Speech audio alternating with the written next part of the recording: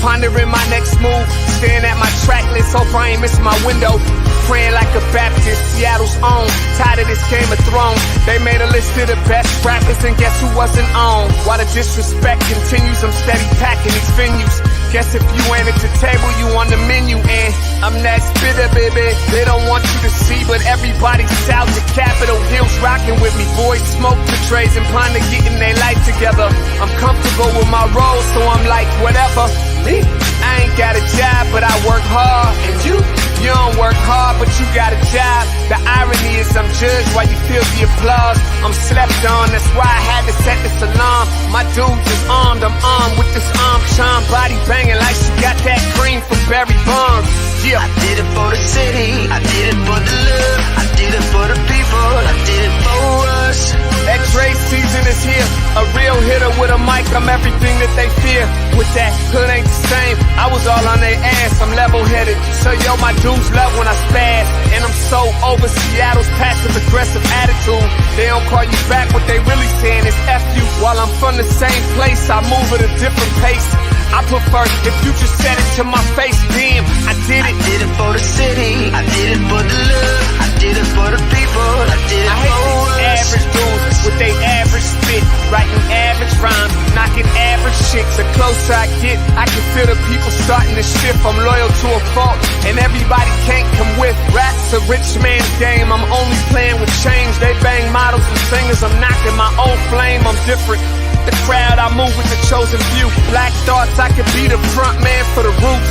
No diamonds and gold, I'm on my sticks and stones. If we can see your panty line, you should have on a thong. My team is strong, through this fire we forged a bond. And they already know what it is when I get on. To the hearse, party like it's December 31st. When I'm on my deathbed, I probably cracking my nurse. You ain't got the bars to compete, I'm a verbal athlete. Deflating these boys so they say that I cheat.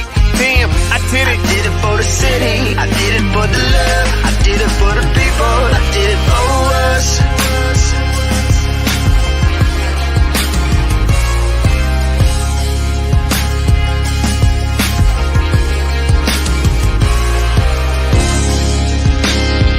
Yeah. I should probably start by apologizing for the long wait, man. You know, I know I be tripping. But I'm not just a rapper, I'm an artist. And, you know, my creative process is a little bit different than most. Nonetheless, I want to welcome everybody out to the Dre's Experience. I got TCF in the building. My whole camp's here with me. I got the band in here laying this cool-ass vibe. And I'm Seattle's own. Let's get into it. Grand Rising and good morning, everybody out there. Welcome to the Morning Update Show. I'm your co-host, Trae Holiday, and we are welcoming you to another terrific Tuesday right here on the Morning Update Show. Got to bring in my guy, co-host with the most, Big O. What up, Big O? Trae Holiday, how are you? Hey, I'm well. How are you, my friend? I'm good. Happy International Women's Day. Yes, thank you. Yeah, you know, every woman. Yeah, we've left some space and grace here in the show here today to uplift you and all of the wonderful women here at Converge and our community as a whole. So, you know, I'm looking forward to that. Absolutely. See, coordinator. You got those shoes on camera? No, not today. There you go. There you go. There you go. As they would say back in the day, coordinate. Got to coordinate. Coordinate. Yeah, you know, some big news here. I was in the Twitter sphere. It said Russell Wilson on his way to Denver. This is from Adam Schefter's Twitter. It says Blockbuster.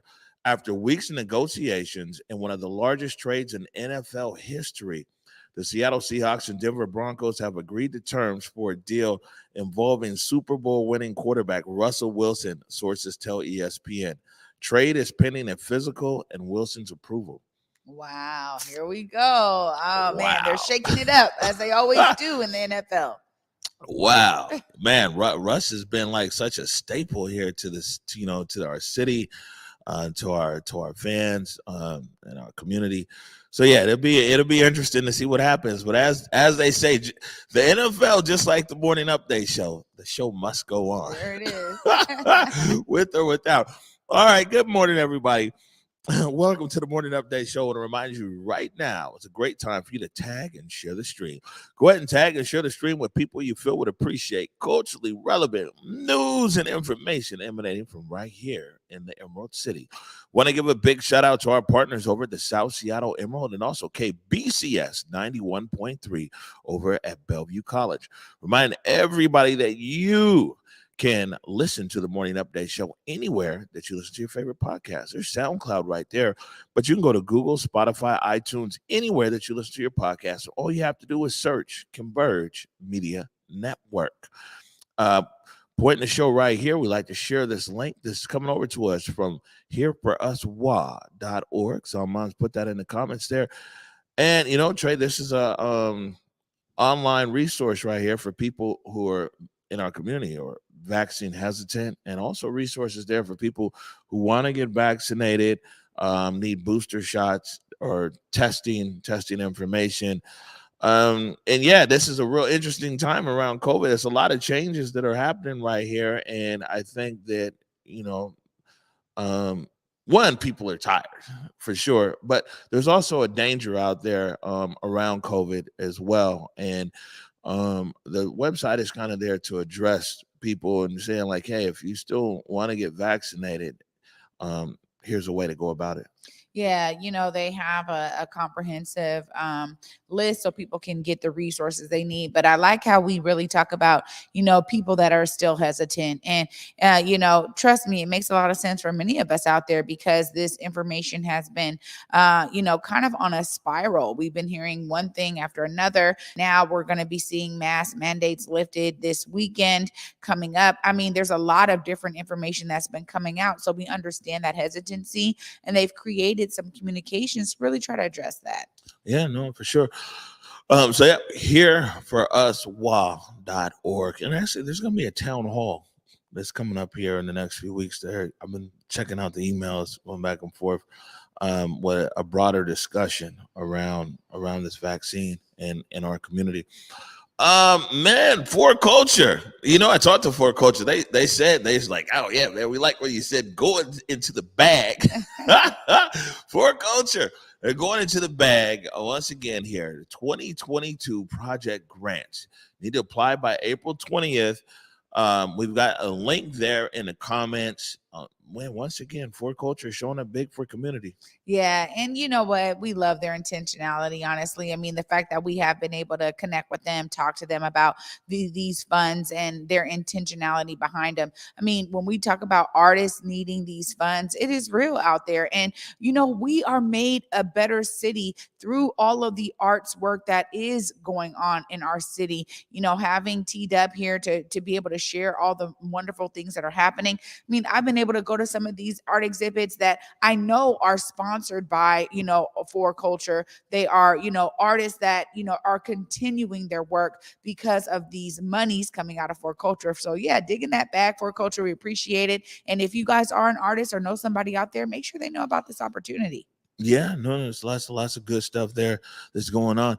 You know, we also have some space in here today because we had a guest. And our guests had to rearrange, but it's good because there's a few things to discuss, and I'll give you as much room or not as you want to. One of the things, though, I'm on this email thread about cannabis and cannabis equity.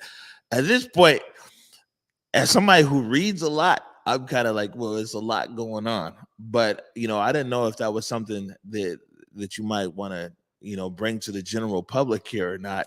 But I see it's lots of interaction going on between groups here in Seattle, or really across Puget Sound, and members of the state legislature there in the Senate and representatives in the Senate. Yeah. Okay. So thank you, for this House Bill 1827. It was really geared to utilize cannabis revenue as a way to close the racial wealth divide and provide direct funds into Black community.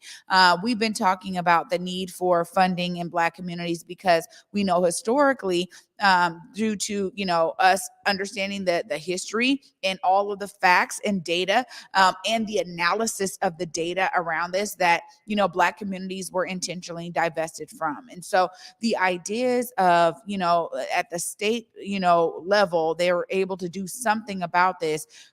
House Bill 1827 was put before them to say, look, here's a way to utilize this new revenue stream of cannabis. Since 2012, we've been seeing it exponentially grow year over year. And the community that was impacted by the war on drugs the most and cannabis charges was the Black community. So how can we utilize this new revenue stream to now positively impact the Black community? And unfortunately, we're seeing a lot of shifting. When you have that guy on the street corner that has the cards and he's doing the card shuffle, that's what we're seeing right now with House Bill 1827. Originally, it was going to be in the African American Affairs Committee for them to try to figure out how to work around this and utilize the funds to inject some much needed revenue into Black community. But now, under, unfortunately, Bob Hasagawa, we see that now there's this new charge to say, let's put this in the Indian Affairs Committee. Well, there's a real big issue here, because what we're seeing in this thread is a lot of, Black leaders stepping up to say, you got to be kidding me. I mean, when we talk about our Native brothers and sisters, there is $1 billion in the casino industry right here in Washington state. And yet Black people still have no direct streaming source that is injecting funds into programs, into institutions, into new ideas and innovative approaches that are being led by Black community. That's what this is about. And so, it's an unfortunate thing. One of the things that I really said here, was I encourage people to step up and step out and be bold. The ideas of you continuing status quos, no matter what your title is, whether you're a senator, a state rep, a legislator, whatever it is, when you have the power and the opportunity to say, I've learned from all of this data, all of this analysis. I understand now. The numbers are showing us that Black community has been directly impacted by these divestments, directly impacted by discriminatory policies, by racist policies, this Black hatred in this country. You have the opportunity to do something different. And instead, what you choose to do is uphold these status quos. Now, I am urging, them to really rethink this, but this is something that we deal with all the time in Black community, man. So is the argument here that there's funds that are available? Clearly, I mean, it's lots of tax revenue, right, that comes off of cannabis and the cannabis sales. And so what you're saying is that there's a proposal for this money to be injected into Black community, I'm sure through various different ways or whatever, and that this proposal is being rejected, but also that it's moved from basically African American to Native. Man, I mean, that's interesting there. I don't think that it's beneficial if the Black folk and the natives are, you know what I'm saying? It's all the same minstrel that got everybody dancing, dancing to the tune or whatever. But I mean, what reasoning behind? What's the rationale behind what they're saying down there in Olympia? Like I'm like constantly, I'm in so many emails. There's so many people that in Olympia there. I've never really, maybe I'm just not on a lot of emails, and so I've never seen this like this before. But I see it. I'm like, it's a lot of communication that's going on down there. Has Hasegawa or anybody else said as to why their position? I think that's what we're really asking for is, what is going on? What is the reasoning behind it? I think even if you try to explain it, you can't explain it away, right? Because one of the things that I think we deal with constantly in Black community is this, you call it the waffling, we call it, you can call it a shuffle, whatever it is, but we deal with this all the time. There was a lot of community effort put forth to bring this bill about So you guys can look up 1827 and look at how it moved through, and then how it got changed gears, and then how it got halted, and then how it got moved over here. So it's just this constant, why aren't Black people getting what they are owed? This is not charity. This is not a charity case. And this definitely isn't about us saying to Indian Affairs Committee, y'all have no right. Nobody's talking about that. So it's definitely not Blacks against Natives in any way. This is about Black people going to their elected officials down there in Olympia and really challenging them to understand the impact of their actions and their decisions. This is about us holding our elected officials accountable to the constituents that they are supposed to be there serving. If you have a large amount of Black community telling you something, urging you to do what's right, the data is showing it. The state level, the whole state recognizes that discrimination has been a thing in Black community. We recognize the impacts of that discrimination and that Black hatred. What are you doing to change it? So this is really, I think what I'm really seeing is that people are really saying to our elected officials, more so than what's wrong with you guys moving money over here, it's about the fact that you have the opportunity, the space, the door is wide open for you to do something different to change this. And unfortunately, you're not doing it. Right. How much money are we talking about, and where would that money end up at in community? This is a really great question, because again, it would take, we kind of see this process, right? Where it's like there's billions of dollars being made when it comes to marijuana revenue, when it comes to cannabis revenue. It's a huge industry for us right now in Washington State. So the ideas of $125 million of that being injected into Black community through various avenues. You know, you think about this Cannabis Equity Task Force that's been formed that would be like, hey, we are talking to people, we are creating the right ways to kind of bring this money into community. That's what it was supposed to do. It was supposed to be $125 million. Now, that's just a drop really in the bucket of what cannabis revenue streams are in our state. So that was just a step in the right direction. We've already seen that when we talk about equity licenses, those things got dropped off the table with House Bill 2022. It was another effort to say we need to create a different type of industry when it comes to cannabis, because we need to open up the door for Black ownership and Black equity. So this is really a part of a larger discussion, and I do think that, you know, it takes more kind of committees and more people to be involved to really help steer that money in the right ways. Right. I mean, why is there like the pushback that you're saying? Is that, well, I mean, so one, I will say this, is that in the state legislature, just like here, and even the city and the city council, you know, when something is proposed initially, whether it's the mayor here or the governor down in Olympia, they give their whole, this is my perfect blue sky, you know, agenda of how I would like things. Like we saw with participatory budgeting, Mayor Durkin put another 30 million into participatory budgeting. City council had another idea about it, and they put that 30 million somewhere else. And now the mayor has taken 5 million from there and done something. Anyways, oh well, actually, the mayor took 5 million from the ECI. Anyways, it all goes different places. So it's not uncommon for a bill to come into the legislature and get all kinds of twists and turns before going out. We saw that last year with Governor Inslee with his equity budget or whatever. It's like $300 million. He proposed he wanted to do this, wanted to do that. Actually, he had $13 million in there for the Cairo block. And by the time it was all said and done, it had been chopped, screwed, and remixed by, you know, the members of the legislature. So I'm only saying that it's not uncommon for a bill to not have perfect sailing unless like everything's aligned. You know what I'm saying? Everybody says, oh, poison is bad. You know what I'm saying? Every legislator is like, yeah, we agree, and it sails through. So a bill, especially around appropriations and money, is always going to get some kind of roadblock. But that being said, do you feel that like these guys just standing in the way of Black folks progressing, or is this, you know, just the usual gridlock in Olympia, and you guys just need more people to go and advocate? Or do you feel that like there's actually a resistance to this equity that you're talking about? I'll be honest, and this is just my own opinion.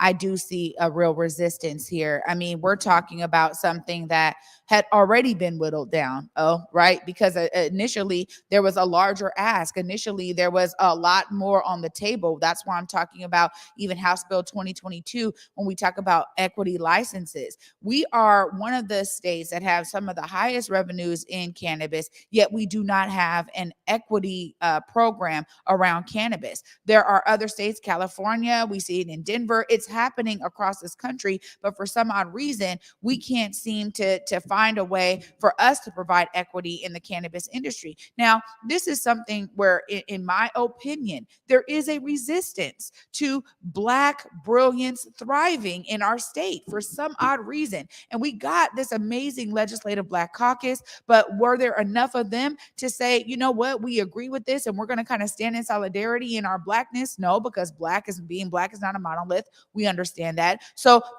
some of them had something positive to say about this in this regard and tried to, make sure that, their constituents, the people right there on the floor with them heard that, but it wasn't enough. It wasn't a resounding voice. And so for some odd reason, I am seeing this real stark resistance to, you know what, Black folks are owed something. We got to do something about this. And I'm going to be one of those people that's going to stand in that regard and actually learn from what I hear, what I've read, what I've seen with my own eyes in terms of the data, the analysis, and I'm going to do something about it. That's where I'm like, we're encouraging you to step up and do something. You have the opportunity to do so. This is why there needs to be a more diverse amount of perspectives at that level, because unfortunately, what's happening is, once again, Black people are being left out. Yeah. It's interesting there. And so what you're saying is that a lot of the coalitions that have also come together around issues that impact Black people, one of the issues that impact Black people is clearly policing in this state. And we see a coalition that coalesced around there and then really talked about the value of Black lives and the value of all lives when it comes to policing. But it's definitely our community. We're talking about the value of Black lives. And we saw a big coalition come around and uplift that. A lot of what happened last year is under attack this year. We're trying to, reform police reform, but you're not seeing that coalescence around the issue of cannabis equity and economic development. Well, I'm not seeing them pay attention to that coalescence. Not that it didn't exist. That's the point, is that it did. There was a whole resounding effort by people, that were in Olympia, people in the community, really putting something forward that would allow for them to be like, okay, you know what? We understand we need to do something different. We're going to do it here with this bill. What I'm seeing is a resistance in Olympia with regard to this. Not that it didn't happen necessarily in community or even across the board. Like I said, there were some members of the Legislative Black Caucus that were in agreement with all of these things, but unfortunately, it wasn't enough to make it happen. And so, again, I think that this is really another example, I think, for anybody out there who it understands that something needs to be done to make the wrongs right. When we talk about reparations, we're talking about repairing harms. This is something that is really owed to Black community. And I love that my Native brothers and sisters have a revenue stream with casinos. I think it's a great way for them to, it's not enough. None of this money would be enough to really atone for the atrocities. However, Black people don't have anything really right now. We're constantly pressing. And yes, we're showing our brilliance. We're showing our resilience. We're building up businesses. We're doing what we can in community development. We're doing the things that we can, but we definitely need some real equity here at the state level. Right. And I do want to say this, though, as well. When you talk about Native Americans here in this state and a lot across America, is that, yes, on the population centers. So when you're talking about somebody like the Muckleshoots, the Tulalipes, the Puyallups, and things like that, sure, you see these casinos and the revenue, but my friend, over there, the Colvilles, and a lot of these other reservations across the state, it's a bad situation over there. So like we get to see the front side of the revenues that are right here with a few nations across this Puget Sound where there's this population center is. But a lot of the reservation, not only here in the state of Washington, but nationwide, they're not near a population center. So those revenue, it's just not automatic that, oh, it's your Native American, there's a stream revenue stream going in. It's really dependent upon, the location of it. But I get what you're saying, Well, I want to say one more thing because I agree with that. When we talk about this, there's just an opportunity. There's been a recognition. I think that's really what we're talking about here. Not to say that casino revenues are, positively impacting all Native American families. That's not the just here. But also one thing that I think is really clear is I'm wondering, where are our leaders who are going to lead in love, who are going to lead with compassion? Maybe you're not a Black person, so you don't experience what we're talking about here in Black community. But you also have the opportunity to lead in love, to actually understand, hey, these are people that deserve something because they came here, they were enslaved, they provided all of this free labor to this country, and yet this country still has yet to do anything about it. So maybe what we can do at our state level is we can recognize something and do something about it. And that's where I'm coming from, leading with love. Yeah, no, I hear you. And, in other places across America, we might even say it's like refund the community. I mean, a lot of what you're talking about here, when you talk about money from cannabis and for everything else, is just that. It's just like, man, look at the people. I don't think a lot of people understand how it was in our neighborhood and in the central district, and how, where a lot of officers with their discretion, as we say, you get pencil whipped. You know what I'm saying? They use a pen or pencil and just whoop you on that, and all kinds of charges. You know what I'm saying? Cannabis charge, all kinds of other charges associated with, and it's on people's criminal records. People did time, everything else, and then before the block the box, have you ever been arrested for whatever? You can't get no job. I mean, it's compounding what occurred is compounding, and that impact on our community is compounding. And I mean, one way or another, I'm not studious enough on this bill and what's proposed down there in Olympia. So, me, if I don't really know a lot about it, I won't be trying to go too deep into it. But I do know for sure is that something is owed to our community for 100%. And the fact that we do see that legal dispensaries and cannabis and everything else, and they're within the guidelines of state law and city law, and it does burn you up, that it's like, damn, people went to jail for this exact same thing, went to jail. They were impacting, and it's now this cannabis is huge. It's sponsored by this and that. I got still concerts and events and everything else. And once again, those most impacted us, these Black folks, were left to the wayside. So I can agree on that. Like I said, I don't know enough about the actual what's being proposed, but I can definitely agree that something is owed to our community. Yeah, you're absolutely right. And when you talk about people who went to jail, there's still people in jail.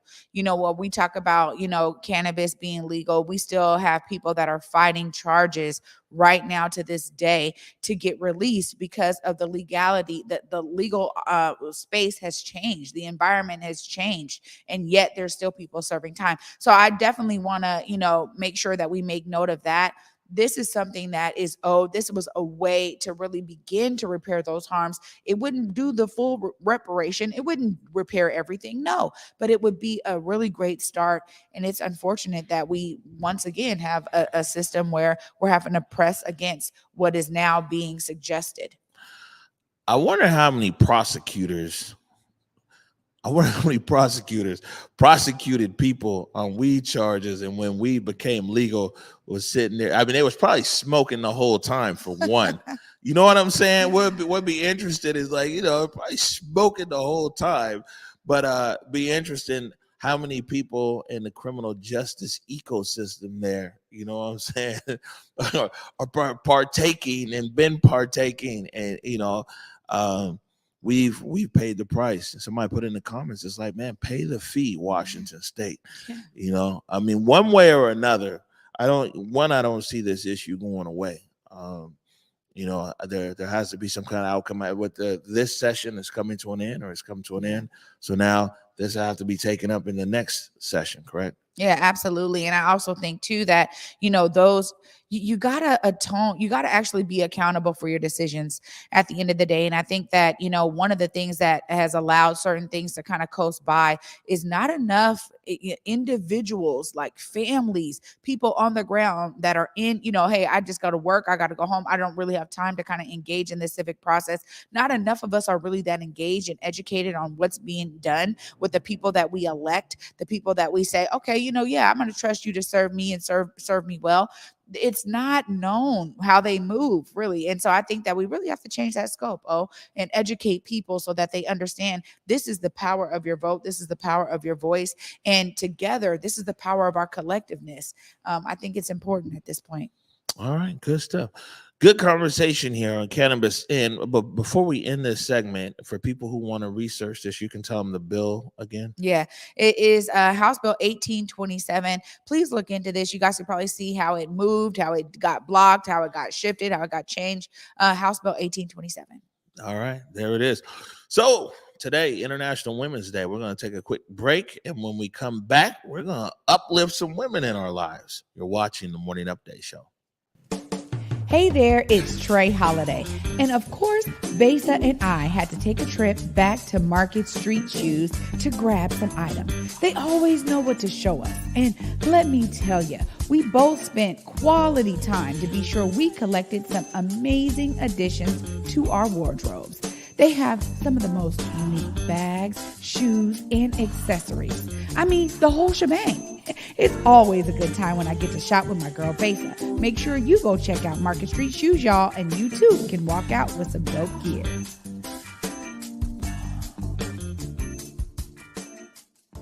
When the pandemic hit, it did affect me. As a barber, I had my own personal reasons why I didn't get vaccinated. At the time, I didn't check the actual source. I thought the vaccine was developed too fast, but I was talking to a doctor and he was telling me more about the vaccine and what it can do to protect us and our family. I wanted to get back to that once was, right? I do feel safe knowing that I am vaccinated. I just hope what I'm saying is reaching into people's heads to know that this is the best decision for all of us.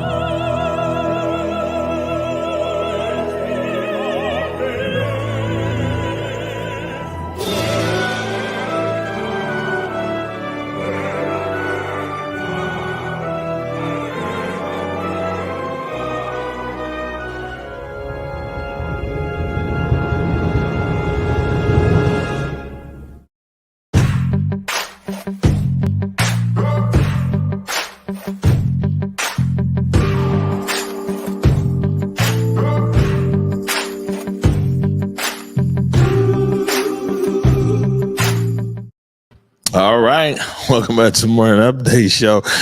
Yeah, that's a comment. I tell you, that cannabis thing it's a hot button issue. Yeah, I'm just encouraging all of us today to stay woke. If we can just put a little bit of, please just stay woke as much as you can. Shout out to my brother Elijah L. Lewis for this amazing sweatshirt. Stay woke. Yeah, no, for sure. All right, so this is Women's History Month. Today is International Women's Day. One thing I've noticed, though, like here in the U.S., this is much smaller celebration than when I was living overseas. Like overseas, International Women is a big deal. Here it's kind of like, hey, it's cool. But it's still, we want to take an opportunity to uplift some stuff all the same, and it's women's. Let me pass it over here to the big boss on the set. I was with T-Dub last night. T-Dub was like, hey, Art of the Matter. Big shout out to T-Dub. You can catch Art of the Matter episode number 4. It's up right now from Don Griga, Belize. And she was like, oh, yeah, well, thank you. Oh, you're the boss around here. I said, I work with all Black women. I said, I said, don't let the title fool you. Y'all the bosses. I just do all the running over here. So I'm here with one of the big bosses, the big boss, Trae Holiday, our community queen. You know what I'm saying? Happy International Women's Day to you. I really would take this opportunity to uplift you, the work that you do here, not only here at Converge Media, but in community and all over the place. Yeah, you talk about stuff in Olympia, you talk about, you know what I'm saying, stuff for the elders and kids and in between. You were talking basketball with Proof yesterday or 2 days ago. And so, yeah, just want to take a moment here, man, to really uplift you and all that you do here, not only in Converge, but in community. You know what? Oh, thank you so much for that. And I just want to say that, Converge, we talk a lot about how Converge really is a space to uplift exactly who we are. And I love that I'm able to do that here and really be my authentic self in community. Shout out to all the community groups. I'm just so attached to so many of y'all out there doing great work. And honestly, there's some amazing women in my life who have really helped me to understand my brilliance even more. So I want to send a special shout out to my mother, to my grandmother. You guys have been so integral in the woman I am today. To Nana Kabibi Monet of New Black Arts West Theater, who has really been such a great mentor to me, and not just in my theater career, but in her efforts in community and really shaping, the some of the centers that I really hold within me. Shout out to Mama Dawn Mason, former state representative and one of our elders of distinction in community, who is always encouraging me to be bold, use my voice for good, to stand up and use this platform of media to really recognize what's going on in community. Shout out to your mama, Reverend Harriet Walden, who is always shining her light everywhere she goes. I get to experience that. And a big, huge shout out to Dr. Maxine Mims, who at 94 years old is continuing to mentor so many young women in community, older women in community. She is really a great staple. So the list could go on and on, because I got so much family around me that really support me and amazing women. This day is for y'all. You guys give your all. You guys give everything you got. I would also be remiss if I don't just mention Amijah Smith, one of the community queens out there, who is always so on the money with everything that she's doing. So I'm just grateful I get to work around all these amazing women, be mentored by them, be shaped by them. It's a beautiful thing. Yeah, no, that's what's up.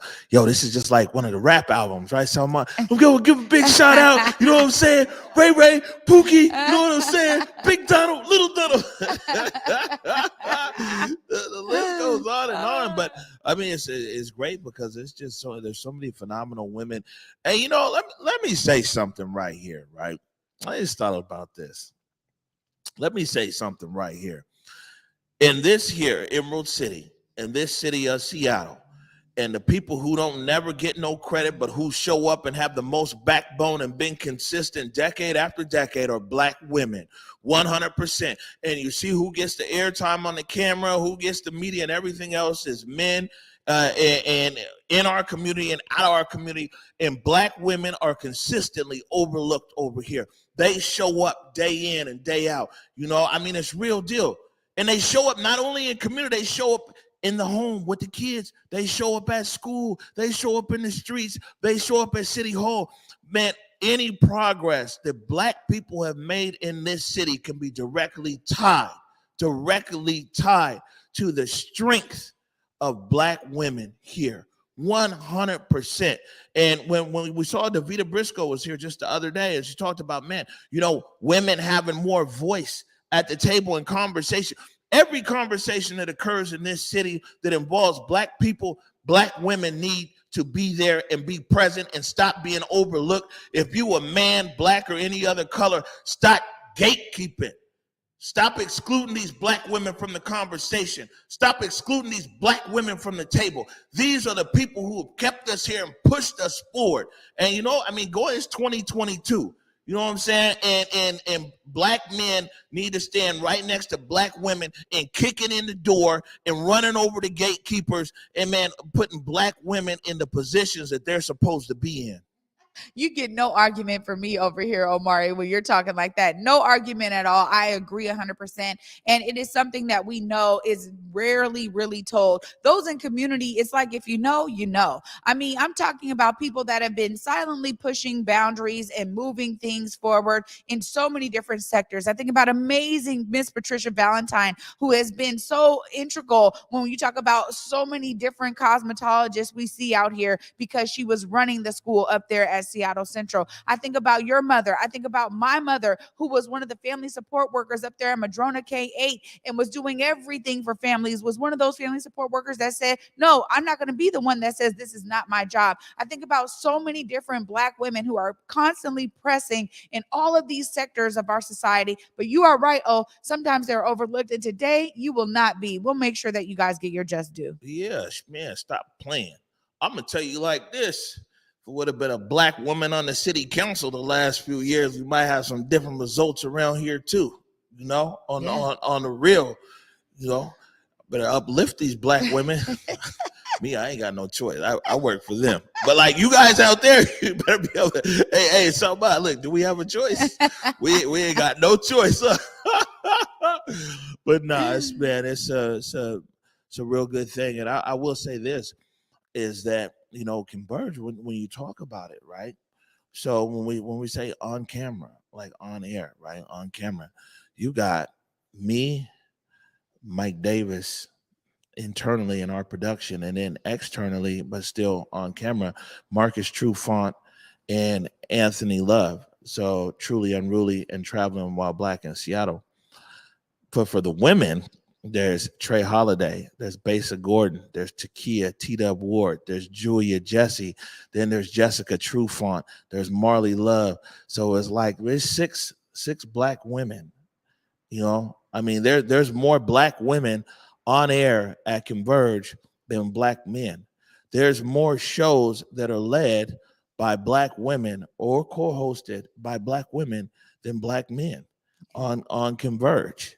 And so when we look at Converge and we look at when we went and before months ago, be clear, I didn't think all this out before this show. It just done months ago. When we went to Belize, we anchored our trip around Black women. We're like, man, whatever these Black women want to do, just go let them do it. Let's go put some cameras on them. But you know what I'm saying? This is a space that excels in Blackness and uplifting of Black women.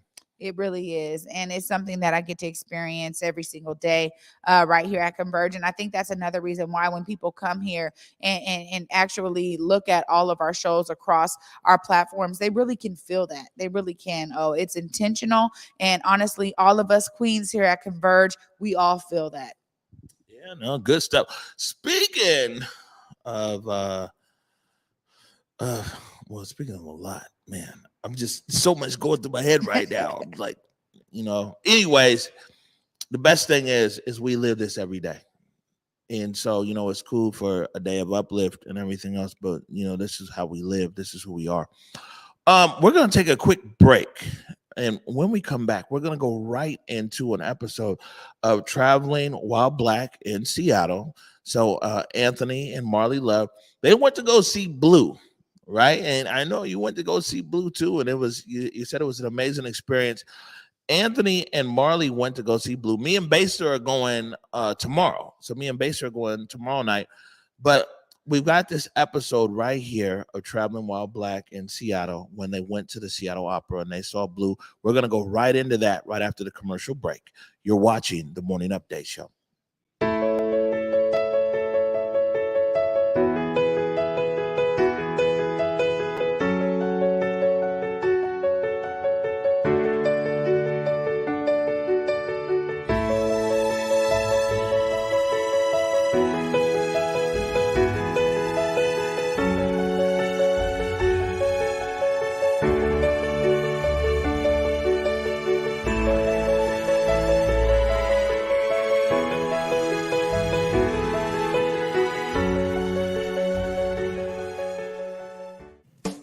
Hey there, it's Trae Holiday. And of course, Besa and I had to take a trip back to Market Street Shoes to grab some items. They always know what to show us. And let me tell you, we both spent quality time to be sure we collected some amazing additions to our wardrobes. They have some of the most unique bags, shoes, and accessories. I mean, the whole shebang. It's always a good time when I get to shop with my girl Besa. Make sure you go check out Market Street Shoes, y'all, and you too can walk out with some dope gear.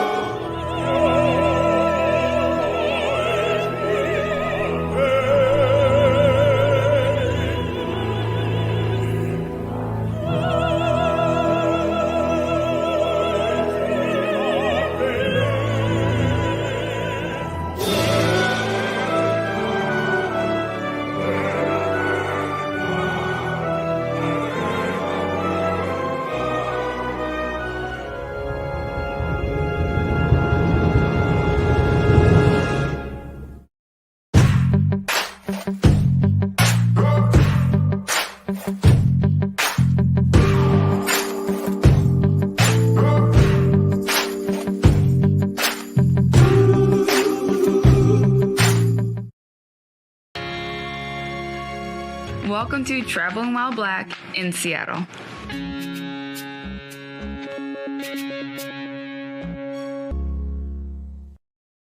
Hey, what's up? I'm Anthony. This is my wife, Marley, and welcome to another episode of Traveling While Black in Seattle. Yes, welcome back, everyone. And as a brief reminder, our show is based on our experiences in and around Seattle. And we base those experiences off of how good of a drive it was, how much fun we had, and most importantly, how comfortable do we feel as Black people visiting for the first time?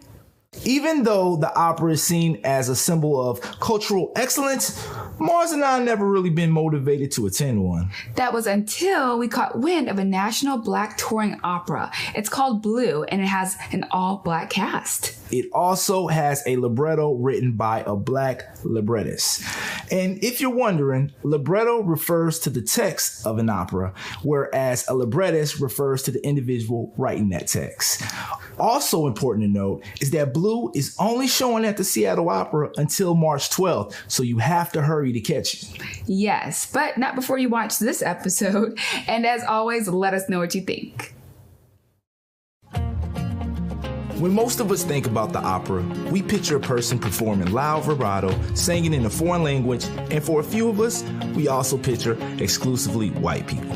But the fact is, the opera has a pretty rich Black history. For example, our country's first pop star was a Black opera singer, Elizabeth Taylor Greenfield, who in 1851 embarked on a national tour. She would go on to sing at the Metropolitan Hall in New York City and eventually become the first Black person to sing at Buckingham Palace. Jules Bledsoe, Katarina Yarborough, Marian Anderson, Camellia Williams are just a few names that contributed to the rich Black history of opera. So, when we found out that the opera Blue, starring an all-Black cast and written and directed by a Black man, Tazewell Thompson, we knew we had to check out the show that's further contributing to the opera's Black history. Aunt and I threw on our nicest attire and headed out to the Seattle Opera. Drive grade. It was a 15-minute drive for us to get to the Seattle Opera's location at 363 Mercer Street. To be honest, the drive at hand had a lot working against it, even before it began. See, it rained the night we went, and the time frame our show required us to drive during rush hour. Even though it rained and was a bit busy on the roads, it was nice that it was an easily accessible parking garage right across the street. $20? Gosh. That's Seattle, babe. For drive grade, we give it a 3 out of 5. Level of fun. The Seattle Opera at McCall Hall is a beautiful building, both on the outside and the inside. There are 2 important things to note if you do plan on visiting the opera. 1, you gotta dress to impress. Well, you don't have to, but I like to. But the most important thing to note, especially for us Black folk, don't be late. They won't let you into the show. They will lock the doors. You will be salty. It is recommended showing up at least an hour before showtime. So you can get your tickets online at the website or at the box office. Once inside, you can either eat at a nice sit-down meal at the McCall Hall restaurant, or you can scan your ticket and head upstairs to the theater lobby. Up there, visitors have plenty of options to grab a drink or grab a less informal snack from the concession stand. So this is how it worked for us. We miraculously got there 50 minutes early, grabbed a drink, took in the scenery. Then, when the doors opened, we found our seats. Blue is a 2-act opera, in which each act lasting an hour. In between the act, there's a 30-minute intermission where the audience is welcome to leave the theater for bathroom breaks or grab food and drink. You can even pre-order before the show, and they will have it waiting for you. What a service. As for the show itself, Blue is remarkable. And it should be no surprise, as it was the 2020 winner for Best New Opera given by the Music Critics Association and critically acclaimed by the likes of the New York Times. Blue revolves around a Black family growing and dealing with powerful modern-day situations and issues Black people in America go through. We laughed, we cried, and we loved it. The experience was not what we were expecting for the opera. Totally opposite. The songs were performed in English and the words are captioned above the stage. What was most awesome about it all was seeing the Black performers shine in all of their roles. After the show, audience members are welcome to stay for what they call talkbacks, basically a Q&A with the artists. The show we went to, the talkback, was with director and librettist Tiswell Thompson. Yes, we absolutely recommend checking out Blue, being performed at the Seattle Opera with remaining shows showing March 5th, 9th, 11th, and 12th. For level of fun, we give it a 5 out of 5. Comfortability for Black people. So no surprise, we were extremely comfortable. Not only were the Black faces on stage, but we also saw a lot of Black faces in the audience. Still, we always love to see more. If there was any uncomfortable moment, it was as a result of some of the themes presented within the story. Real life themes facing Black people in real life. So, not to be accused of giving spoilers, we will read the overview directly from the Seattle Opera's website. Blue is a portrait of contemporary African-American life, of love and loss, church, sisterhood, and more importantly, family. A young couple celebrates the joy of family with the birth of their son and later leans on their close-knit community in the aftermath of his death at the hands of a police officer. Wow.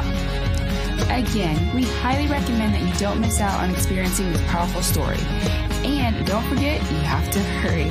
For comfortability for Black people, we give it a 5 out of 5. We hope you found this episode to be helpful and entertaining. Be sure to check out our previous episodes. Yes, and don't forget to subscribe to our YouTube channel and follow us on TikTok, Instagram, Twitter, and Facebook. And check out our merchandise on travelingwhileblackseattle.com. And be sure to reach out if there's anywhere you would like us to check out. Until next time, beautiful people, stay up, stay true, and do you.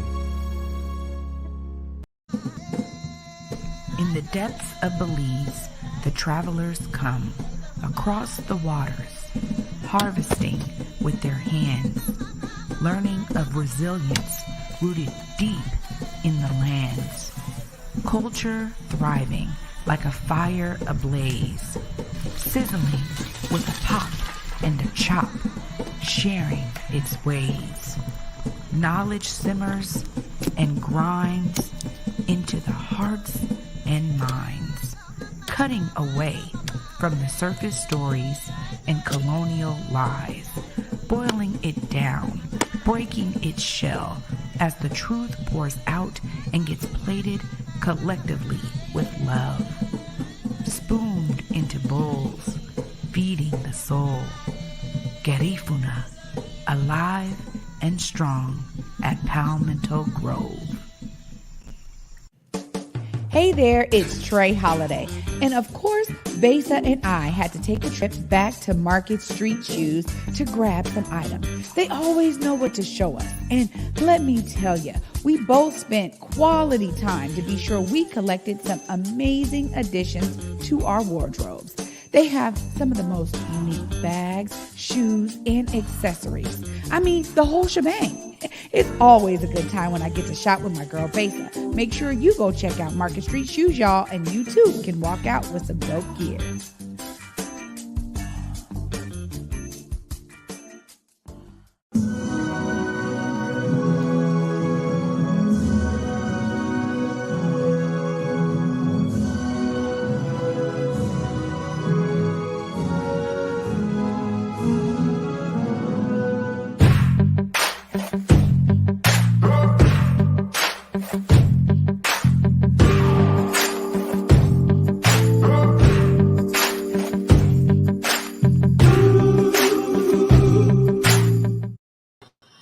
All right, welcome back to the Morning Update Show.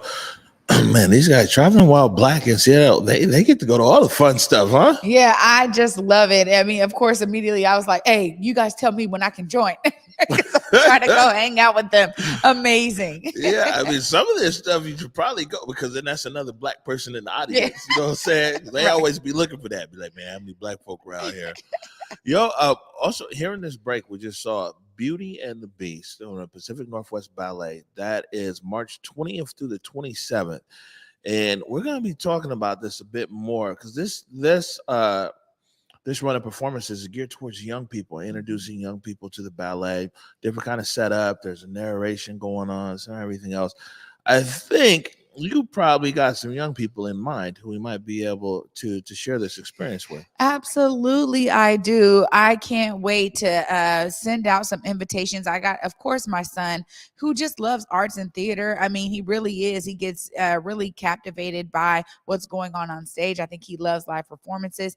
And my goddaughter, Brooklyn, she's part of Northwest Tap Connection. And so she has some ballet training in her. It would be great to take her. So hopefully it aligns with her schedule, because she's a busy young gal. Hopefully it aligns with her schedule so that we can, bring her out there as well. Where Brooklyn at? Hey. Where Brooklyn at? Where Brooklyn at? All right, good stuff. So we got an overlay here tomorrow. Tomorrow we got a big dog in the building. I'm talking about the director of Seattle Office for Civil Rights, Mr. Derek Wheeler-Smith. We're going to welcome him back to the Morning Update Show, this time, though, as director over there, Civil Rights. Last time he was on the show here, he was the director at Zero Youth Detention over in Public Health, Seattle, King County. Yeah, this is going to be really great to talk to him about, his new position. There's a lot of people looking to the Office of Civil Rights now with this $30 million in participatory budgeting over there at the Office of Civil Rights. It'd be great to really hear his understanding and perspective about that. Plus, how he's digging his new role. He's got a really great opportunity here to do some great things for the city. He's over there, and not directly in his job description, but definitely implied that Derek Wheeler-Smith is out in front as well on this gun violence disruption. Yeah. And tomorrow he'll also be talking to us about his work with the Beloved campaign. Campaign. And it's a real interesting dynamic for him going from Zero Youth Detention over to civil rights. Civil rights doesn't necessarily, that's not in their lane of gun violence disruption, but he's such a brain trust of what he brought over from ZYD that he's constantly still involved in these conversations, trying to get positive outcomes in our community, especially around these issues of gun violence. Yeah, absolutely. I'm so glad he'll be joining us tomorrow. All right, good stuff. We're getting ready to get out of here, Trae Holiday. Any last words? I just want people to always be inspired. It's clear that we need more voices out there, and really collectivizing your voices. If you're in a community where you're wondering, hey, well, what's going on in my community? I'm over here is kind of remote. Maybe I'm not in the city of Seattle. Be one of the leaders in that community. If you don't see certain change happening, be inspired and see yourself as part of the solution always, y'all. All right, good stuff.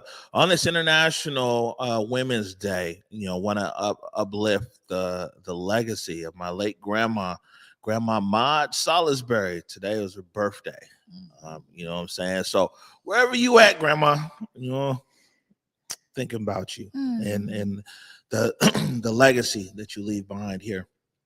On that note, today's Tuesday? Anything on air tonight? Nothing's on air tonight, so we're good. Tomorrow it starts to get busy. Oh, also tomorrow's Wednesday, so that means that we have Mike Davis tomorrow and Brian Callanan tomorrow as well, and Derek Wheeler-Smith. So we got a busy day. On that note, I want to remind everybody, go forward in your purpose, go forward in your humanity. And until tomorrow at 11 a.m., peace.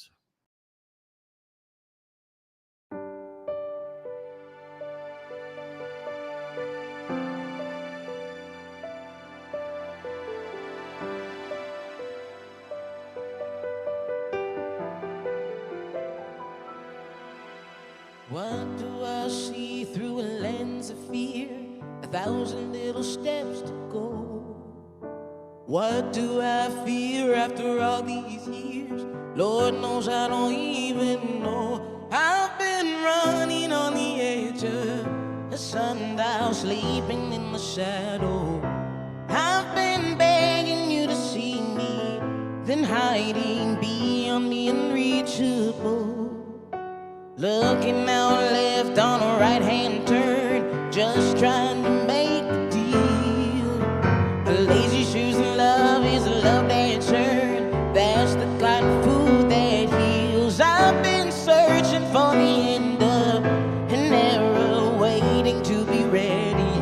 The world is bigger than a moment. Be steady, that's how you can feel it's real. But I feel naked in my new clothes, 'cause I got used to hiding the holes. This whole world got new tricks and I'm in the thick of it. This I swear I'm already sick of it. At least I found the antidote. Oh.